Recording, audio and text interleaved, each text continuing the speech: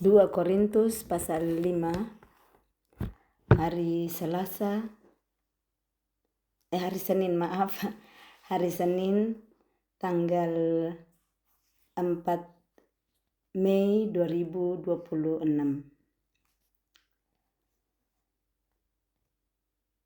Ini masih satu perikop dengan 2 Korintus pasal 4 ayat 16 sampai ayat 18 kemarin yang kita baca. Perikopnya masih sama, yaitu jangan tawar hati juga waktu menghadapi maut. Saya baca ulang kembali dulu ayat 16 dan ayat 18 2 Korintus 4, baru kita masuk ayat 1 dari kita 2 Korintus pasal 5 ini untuk lebih mengerti nantinya. Jangan tawar hati juga waktu menghadapi maut. Sebab itu kami tidak tawar hati. Tetapi meskipun manusia lahirnya kami semakin merosot, namun manusia batinnya kami dibaharui dari sehari ke sehari. Sebab penderitaan ringan yang sekarang ini mengerjakan bagi kami kemuliaan kekal yang melebihi segala-galanya, jauh lebih besar daripada penderitaan kami. Sebab kami tidak memperhatikan yang kelihatan, melainkan yang tak kelihatan. Karena yang kelihatan adalah sementara, sedangkan yang tak kelihatan adalah kekal. Ayat 1 pasal 5, karena kami tahu bahwa jika kemah tempat kediaman kita di bumi ini dibongkar, Allah telah menyediakan suatu tempat kediaman di sorga bagi kita, suatu tempat kediaman yang kekal, yang tidak dibuat oleh tangan manusia. Selama kita di dalam kemah ini, kita mengeluh karena kita rindu mengenakan tempat kediaman sorgawi di atas tempat kediaman kita yang sekarang ini. Sebab dengan demikian kita berpakaian dan tidak kedapatan telanjang. Sebab selama masih diam di dalam kemah ini, kita mengeluh oleh beratnya tekanan karena kita mau mengenakan pakaian yang baru itu tanpa menanggalkan yang lama, supaya yang lama itu ditelan oleh hidup. Tetapi Allah lah yang justru mempersiapkan kita untuk hal itu dan yang mengaruniakan Roh kepada kita sebagai jaminan segala sesuatu yang telah disediakan bagi kita. Ya, jadi kita lihat bagaimana Paulus melihat dengan berpikiran bagaimana sekalipun manusia lahirianya makin merosot ya, makin tua, makin berumur, tetapi dia melihat bahwa manusia batinnya kami dibaharui dari hari ke hari. Rohnya, jiwanya semakin diperbaharui dari hari ke hari. Sekalipun tampilan fisik, ya kita lihat kita mulai beruban, ada semakin mungkin mulai keriput di kulit, tetapi manusia batinnya yang semakin diperbaharui. Yang lahir itu yang kelihatan keriput-keriputnya, rambut putih, mungkin kesehatan tubuh banyak diuji, tetapi di sini Paulus bilang kami tidak tawar hati. Karena Paulus bilang penderitaan ringan yang kemarin sudah dibahas ya. Penderitaan ringan yang sekarang ini mengerjakan bagi kami kemuliaan kekal yang melebihi segala-galanya. Dia menyebut penderitaan ringan untuk hal-hal yang dialami di bumi ini. Dia melihat, memandang ke depan bahwa apa yang penderitaan ringan yang dihadapi sekarang itu bahkan mengerjakan bagi dia, bagi Paulus dan Timotius, kemuliaan kekal yang melebihi segala-galanya. Ini akan menolong untuk menghadapi setiap penderitaan yang dialami saat melihat dan berpikiran seperti Paulus dan Timotius bahwa penderitaan yang dialami hari ini itu ada yang dikerjakan di dalamnya, yaitu kemuliaan kekal yang melebihi segala-galanya, jauh lebih besar daripada penderitaan yang dialami hari ini. Jadi kembali penderitaan apa yang dialami hari ini, apa yang menjadi perjuangan iman, nah saudara semuanya di dalam hal ini, apakah dalam bentuk sakit penyakit, dalam ujian-ujian dalam keluarga atau di pekerjaan, ujian keuangan, apapun itu. Di sini Paulus mengajarkan untuk tetap melihat dengan baik, berpikiran yang benar, apa yang bisa dipuji dalam situasi kita. Karena Paulus mengajar di sini caranya untuk bisa tetap berdiri teguh di dalam penderitaan ringan menurut Paulus, padahal berat sekali ya. Berat sekali itu penderitaan yang dialami, tetapi dia katakan itu penderitaan ringan. Caranya bagaimana? Ayat 18 pasal yang keempat, bahwa kami tidak memperhatikan yang kelihatan melainkan yang tak kelihatan. Karena yang kelihatan adalah sementara, sedangkan yang tak kelihatan adalah kekal. Nah, mari kita belajar seperti Paulus.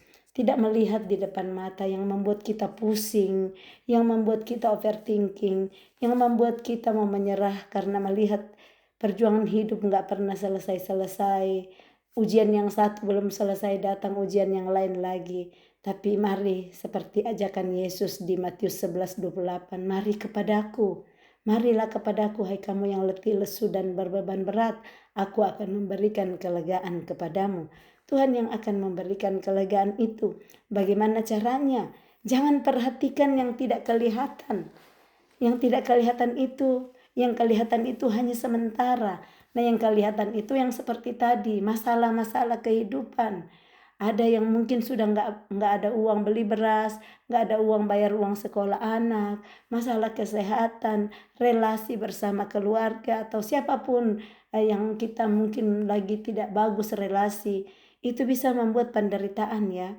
Dan ini dikatakan Paulus, kami tidak memperhatikan yang kelihatan, tetapi memperhatikan yang tidak kelihatan. Lihatlah, kemuliaan kekal yang sementara dikerjakan lewat penderitaan itu. Nah, makanya masuk di ayat 1 itu di sini Paulus bilang, karena kami tahu, dia memberitahu dirinya sehingga dia tahu bahwa jika kemah tempat kediaman di bumi ini dibongkar, artinya di bumi ini kita hanya berkemah. Berkemah itu kalau kita pergi camping ya. Kalau camping kita pakai kemah. Nah, dia pakai istilah kemah di sini untuk menyatakan bahwa sementara saja. Biasa ya kalau pergi berkemah itu 1-2 hari dibongkar kemahnya, pulang ke tempat di mana rumah kita yang sesungguhnya. Nah, seperti ini yang Tuhan mau memberikan ilustrasi bahwa jika kemah tempat kediaman kita di bumi dibongkar, kalau sudah selesai pertandingan kita di bumi, Allah telah menyediakan suatu tempat kediaman di sorga bagi kita. Suatu tempat kediaman yang kekal yang tidak dibuat oleh tangan manusia. Jadi jangan takut saat kemah tempat kediaman di bumi dibongkar. Itu Tuhan telah menyediakan suatu tempat kediaman di sorga yang kekal. Yang tidak dibuat oleh tangan manusia. Nah, kalau kita pergi berkemah ya, kalau oma-oma mungkin dulu waktu muda bikin rumah-rumahan, kemah-kemah ya. Nah, ada juga anak-anak pramuka kan yang pergi berkemah, tapi itu pasti cuma sementara waktu. Tidak ada orang yang tinggal terus di kemah. Itu orang pergi berkemah dan sesudahnya bongkar kemahnya dan pulang. Nah, pulang itu ada rumah yang sudah mereka tempatin. Nah, jadi ini Tuhan mau mengajar kita lewat Paulus bahwa saat kita bongkar kemah tempat kita pergi berkemah untuk sementara, sudah ada tempat kediaman yang kekal yang Tuhan siapkan. Jadi saat kita terus mempercayai Dia, kita dibongkar tempat kediaman di bumi yang kita sendiri yang bikin manusia, yang bikin tenda itu. Ada tempat kediaman di sorga yang kekal, yang tidak dibuat oleh tangan manusia. Nah, selama kita di dalam kemah ya, di dalam kemah di bumi ini, dalam tubuh di bumi ini, kita banyak mengeluh. Mengeluh karena kita rindu mengenakan tempat kediaman di sorga, di atas tempat kediaman surgawi, di atas tempat kediaman kita yang sekarang ini. Karena yang di bumi ini banyak sekali penderitaan dan kadang orang bilang saya lebih bagus pulang ke rumah Bapa karena merasa kalau tidak ada nanti di sana sudah bersama Bapa semua baik. Betul, tetapi untuk Itu pengerjaannya ada selama kita masih hidup di bumi. Nah, jadi kita perlu mempersiapkan diri kita di dalam kemah yang masih ada sekarang. Tuhan masih percayakan kemah tubuh kita jasmani ini. Baik kita hidup seturut dengan kehendak Tuhan, perintah Tuhan, supaya nantinya saat kemah tempat kediaman di bumi dibongkar, kita sudah disiapkan oleh Tuhan tempat kediaman yang indah di sana. Nah, ada pembacaan lain bagaimana pembuatannya. Tempat kekekalan kita itu bagian nantinya rumah kekal kita. Itu dari kita mengerjakannya selama di bumi. Saat kita mengerjakan perintah Tuhan, ya, bahan-bahan bangunan kita dikirim ke surga. Jadi ada pengerjaan kita supaya bahan bangunannya disiapkan. Jadi Tuhan yang di situ dikatakan tadi bahwa Allah telah menyediakan suatu tempat kediaman di sorga bagi kita. Suatu tempat kediaman kekal yang tidak dibuat oleh tangan manusia. Jadi Tuhan yang membuatkan, menyediakan kepada kita, buat kita, tapi itu dari bagian pengerjaan kita di bumi. Semua perbuatan-perbuatan kita yang sesuai dengan kehendak Tuhan, itulah yang membangun rumah kita di surga.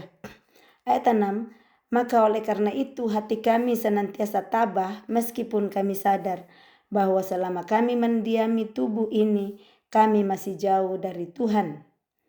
Sebab hidup kami ini adalah hidup karena percaya, bukan karena melihat. Jadi mulai berkata bahwa hidup saya ini adalah hidup karena percaya, bukan karena melihat. Paulus membangun hidupnya dengan iman, tidak melihat apa yang ada di depan matanya. Hidup saya adalah hidup karena percaya, bukan karena melihat. Jadi melihat di depan mata tidak ada harapan, tetapi dia percaya pasti ada harapan. Dia percaya bahwa Tuhan memberikan kekuatan buat jemaat di Korintus sekalipun dia tidak datang menemui mereka. Jadi yang dia lihat bukan itu yang menentukan hidup Paulus. Dia percaya, dan yang di depan matanya, yang seperti tadi dia bilang, saya tidak memperhatikan yang kelihatan tetapi yang tidak kelihatan. Dia memperhatikan imannya, dia memperhatikan harapannya untuk jemaat-jemaat. Kali ini di jemaat Korintus, saat dia kirim surat, mereka akan dibukakan oleh Roh Kudus dan menjadi orang yang taat kepada Tuhan. Tetapi hati kami tabah dan terlebih suka kami beralih dari tubuh ini untuk menetap pada Tuhan. Sebab itu juga kami berusaha, baik kami diam di dalam tubuh ini maupun kami diam di luarnya, supaya kami berkenan kepadanya. Jadi untuk bisa berkenan kepada Tuhan perlu usaha. Jangan kita pikir ya tidak usah berusaha lagi, saya sudah terima Tuhan Yesus, saya orang Kristen, saya pakai kalung salib, saya sudah pastinya berkenan kepada Tuhan. Tidak, kita harus berusaha supaya kita berkenan kepada Dia. Nah, bagaimana untuk tahu berusaha apa? Baca firman Tuhan supaya kita kenali apa yang menyenangkan hati Tuhan. Yang kita butuh lakukan di bumi hanya menyenangkan Tuhan. Nah, menyenangkan Tuhan adalah mengikuti perintahnya, segala perintahnya. Saat seperti anak-anak ya, kalau orang tua memberitahu sesuatu dan mereka berusaha untuk melakukan kehendak orang tua, misalnya orang tua mau anak-anak belajar dengan baik di sekolah dan anak-anak lakukan itu, pasti senang sekali orang tua. Tetapi kalau anak-anak diminta belajar dengan baik tetapi cuma pergi main-main sama temannya, itu kan pasti mendukakan hati orang tua yang anak-anaknya tidak mau dengar. Nah, seperti ini, jadi anak perlu berusaha. Kita perlu berusaha supaya kita bisa berkenan kepada Tuhan. Nggak langsung datang itu berkenan kepada Tuhan, karena di dalam diri kita sudah ada akibat dosa Adam yang dulu ya, waktu Adam dan Hawa makan buah yang dilarang. Nah, itu sudah otomatis saat kita lahir ada dosa itu. Jadi kita perlu, saat kita sudah terima Yesus, ada Roh Kudus yang tolong kita, kitalah yang mengusahakan supaya kehendak Allah kita lakukan sehingga kita berkenan kepadanya.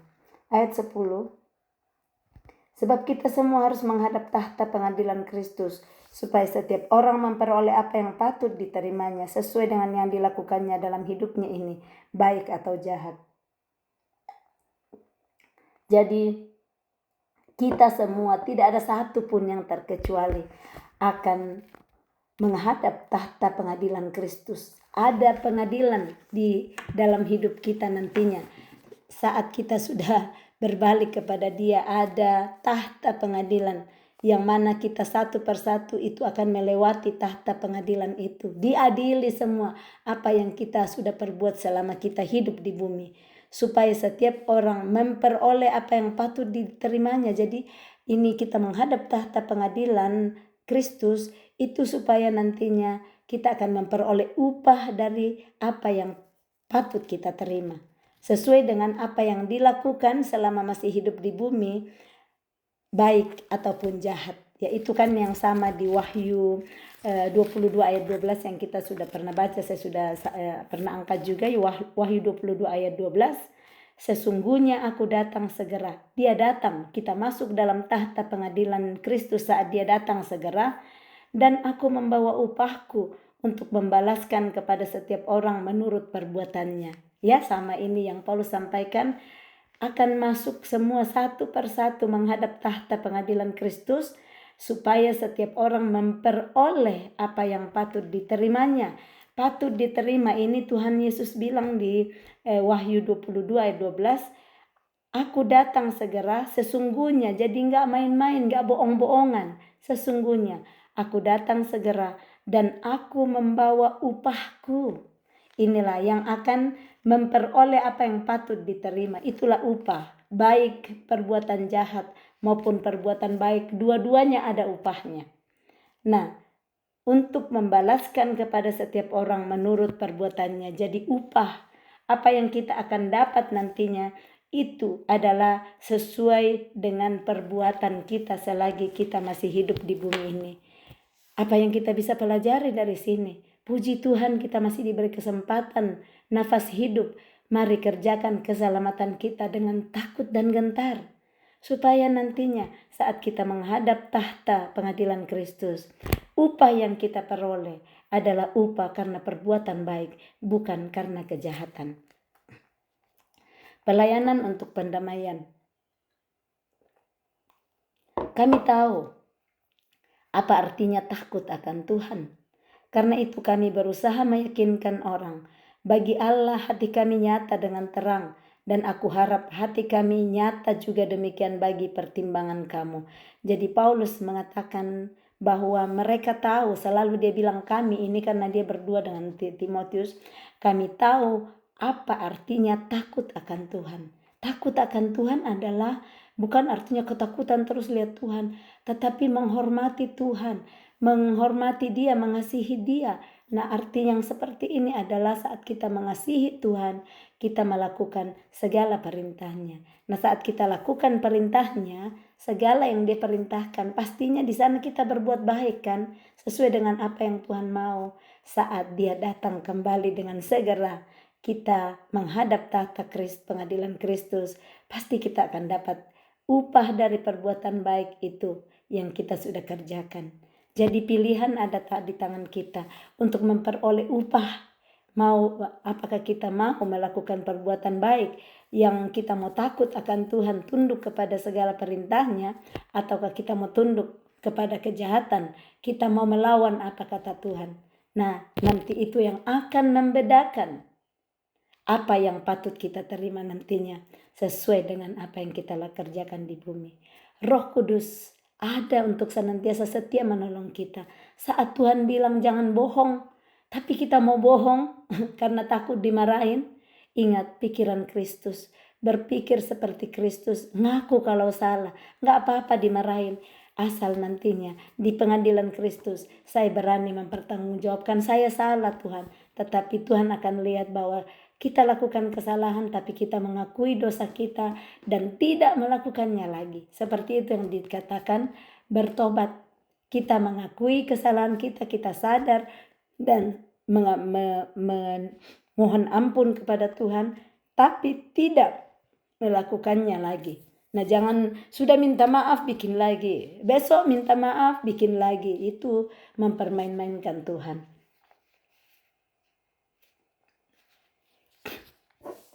Ayat yang berikut,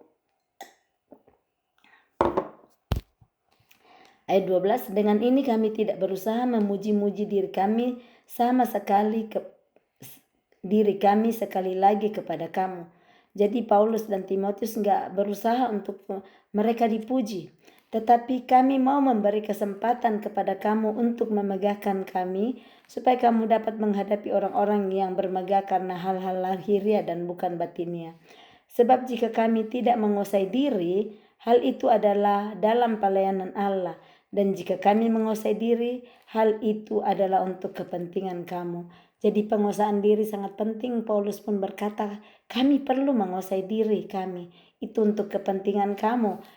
Paulus menguasai diri, tidak langsung marah-marah kepada jemaat di Korintus saat keluarga Chloe menyampaikan keadaan yang mereka terima, yang mereka alami setiap hari. Tapi Paulus dengan bijaksana memberitahu mereka satu persatu, menuliskan surat setelah mungkin sudah mencoba memberitahu yang lain seperti pengajarannya ya. Jadi di sini bagaimana Paulus menyatakan bahwa dia menguasai diri. Penguasaan diri sangat perlu. Kadang kita itu karena nggak menguasai diri, keceplos-ceplos semua, kasih keluar semua kata-kata yang jahat dari yang ada di perbendaharaan hati. Jadi nggak mungkin bisa keluar di mulut kalau nggak ada di hati. Kalau yang keluar di mulut itu cuma sumpah serapah, sumpahin orang-orang, sumpahin pasangan, itu bukan dari Tuhan. Mari kita bersihkan terus hati kita dengan kebenaran-kebenarannya, dengan yang baik dari Tuhan, supaya nggak ada lagi yang bisa keluar yang jahat di mulut kita. Kita bisa mengendalikan diri untuk tidak berbicara, tetapi kalau sudah ada dalam hati bisa meledak satu kali nanti. Jadi bersihkan hati kita. Hati yang bersih itu akan mengeluarkan aliran-aliran air hidup yang bersih juga dari mulut kita. Jangan harap mau keluar aliran air hidup, mau keluar berkat, kalau yang dikasih masuk di dalam hati kita cuma yang keluhan, cuma tidak bersyukur, cuma jengkel ke orang, iri sama orang. Nah yang keluar nanti ya itu juga. Jadi mari terus bersyukur kepada Tuhan yang akan menolong kita untuk mempunyai kata-kata yang membangun, kata-kata yang memberi semangat baru, kata-kata yang bisa mengobati orang, daripada punya kata-kata yang seperti silet yang menyilet-nyilet hati orang. Ayat yang berikut, ayat 13 sudah, ayat 14. Sebab kasih Kristus yang menguasai kami, karena kami telah mengerti bahwa jika satu orang sudah mati untuk semua orang, maka mereka semua sudah mati. Ini Yesus mati untuk semua orang, termasuk kita hari ini ya. Yesus mati untuk kita bangkit bersama-sama dengan Dia. Dan Kristus telah mati untuk semua orang, supaya mereka yang hidup tidak lagi hidup untuk dirinya sendiri, tetapi untuk Dia yang telah mati dan telah dibangkitkan untuk mereka. Jadi saat kita tahu bahwa Kristus telah mati untuk kita, untuk saudara dan saya, ini supaya kita hidup tidak lagi untuk hidup diri kita sendiri. Nah terlalu banyaknya kita, yang penting aku saja aman, aku dan keluarga kecilku aman. Tuhan mau supaya kita memperhatikan juga orang lain. Bukan cuma sekadar suami, istri, anak-anak, itu aja yang paling penting. Di luarnya tidak usah pikir orang lain. Tuhan menciptakan kita sebagai makhluk sosial untuk juga hidup untuk orang lain. Kita nggak cuma pikir diri kita. Betul, pas orang keluarga kita yang kita perlu prioritaskan dulu, tapi jangan stop di situ. Kita perlu juga saat Tuhan mau kirim kita menjadi berkat, menjadi kekuatan buat orang lain. Jangan tinggal saja cuma ngurus yang keluarga terdekat kita, karena ada orang-orang seperti itu. Yang penting aku dan keluargaku oke-oke saja. Nah padahal Tuhan rindu dia juga menjadi berkat untuk orang lain. Ayat 16, Sebab itu kami tidak lagi menilai seorang pun menurut ukuran manusia. Jadi Paulus dan Timotius tidak menilai orang lagi dengan ukuran manusia. Manusia memandang ya, kalau dia baik saya ikut-ikutan baik, memandang orang dengan apa menurut pikiran duniawi. Dan jika kami pernah menilai Kristus menurut ukuran manusia, sekarang kami tidak lagi menilainya demikian. Jadi siapa yang ada di dalam Kristus, ia adalah ciptaan baru. Yang lama sudah berlalu, sesungguhnya yang baru sudah datang. Amini ini. Saya ada di dalam Kristus. Saya adalah ciptaan baru. Yang lama sudah berlalu, sesungguhnya yang baru sudah datang. Saat kita menerima Kristus dan kita di dalam Dia, pikiran kita dituntun terus oleh pikiran Kristus melalui Roh Kudus, maka kita akan menjadi pribadi yang baru, ciptaan yang baru. Ciptaan yang lama dalam kita yang suka mogok makan kalau tidak dikasih yang kita mau, suka marah-marah, suka mengeluh, suka hanya tiduran aja, nonton TV, nonton TikTok. Saat kita sadar Yesus ada di dalam saya. Jika Kristus, siapa yang ada dalam Kristus, saya adalah ciptaan baru. Sadari itu. Jadi saat mau bermalas-malasan, saat mau marah-marah, langsung ingat pikiran Kristus. Roh Kudus ngingatin, saya ciptaan baru. Yang dulu saya suka ngambek-ngambek, suka marah-marah. Kalau suami gak ikuti yang kehendak saya, ngambek pulang ke rumah orang tua, sudah menjadi pribadi yang baru. Menjadi pribadi yang kuat, yang berdiri teguh menghadapi goncangan-goncangan dan badai kehidupan. Jadi ingat ini 2 Korintus 5 ayat 17. Jadi siapa yang ada di dalam Kristus, ia adalah ciptaan baru. Yang lama sudah berlalu, sesungguhnya yang baru sudah datang. Ayat 18. Dan semuanya ini dari Allah, yang dengan perantaraan Kristus telah mendamaikan kita dengan dirinya, dan yang telah mempercayakan pelayanan pendamaian ini kepada kami. Jadi semua ini, kalau kita jadi ciptaan baru, itu hanya dari Allah. Bukan lagi hasil usaha kita. Jadi Tuhan yang memberikan kekuatan untuk kita mengerjakannya. Dan ini tentang dengan perantaraan Kristus yang telah mendamaikan kita dengan dirinya, dengan Bapa. Bapa mendamaikan kita dengan dirinya melalui perantaraan Kristus. Dan setelah itu dia percayakan pelayanan pendamaian ini kepada Paulus dan Timotius. Jadi dia bilang yang telah mempercayakan kepada kami pelayanan pendamaian ini. Jadi Paulus dan Timotius menerima kepercayaan itu. Dan pastinya kita di bumi ini sekarang juga Tuhan percayakan pelayanan pendamaian. Biar kita juga menjadi pembawa damai bagi orang-orang lain. Ayat 19, sebab Allah mendamaikan dunia dengan dirinya oleh Kristus dengan tidak memperhitungkan pelanggaran mereka. Ia telah mempercayakan berita pendamaian itu kepada kami. Jadi Allah mendamaikan dunia ini dengan dirinya yang sebelumnya sudah bermasalah, sudah putus waktu Adam tidak mendengar dengan Hawa. Tetapi Allah mendamaikan kembali dirinya dengan kita, dengan manusia melalui perantaraan Yesus dan tidak memperhitungkan pelanggarannya.